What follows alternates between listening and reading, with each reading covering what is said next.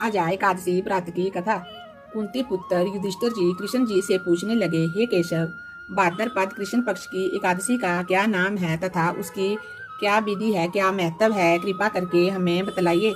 भगवान श्री कृष्ण जी कहने लगे कि सब प्रकार के पापों को नाश करने वाली इस एकादशी का नाम अजय एकादशी है। इसके व्रत को करने से मनुष्य सब पापों से मुक्त हो जाता है। जो मनुष्य इस दिन भगवान ऋषिकेश जी का पूजन करता है उसको आवश्यक ही वैकुंठ की प्राप्ति होती है।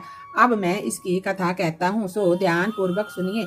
प्राचीन काल में हरिश्चंद्र नाम का एक सत्यवादी राजा राज्य करता था। उसने किसी कर्म के वशीभूत होकर के अपना सारा राज्य व धन त्याग दिया, साथ ही अपनी स्त्री, पुत्र तथा स्वयं को भी बेच दिया।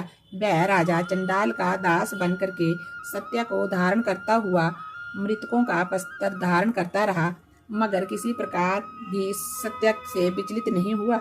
कई बार राजा चिंता के समुद्र में डूबकर अपने मन में विचारने लगता था कि मैं क्या करूं, कहाँ जाऊं जिससे मेरा उद्धार हो। इस प्रकार राजा को कई वर्ष बीत गए। एक दिन राजा इसी चिंता में बैठा हुआ था कि गौतम ऋषि जी आ गए।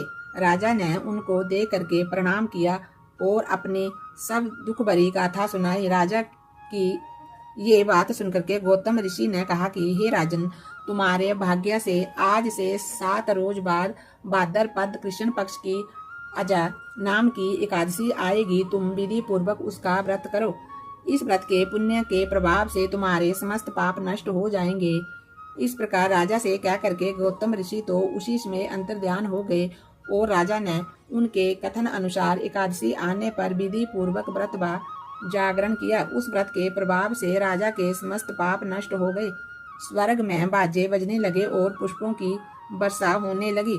उसने अपने मृतक पुत्र को जीवित और अपनी स्त्री को वस्त्र तथा आभूषणों से सुशोभित देखा।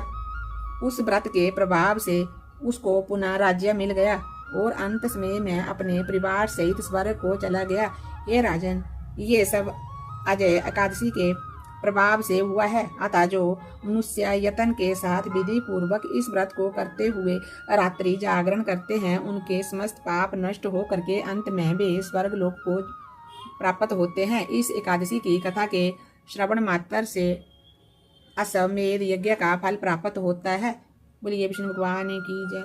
ओम नमो भगवते वासुदेवाय। ओम नमो भगवते वासुदेवाय।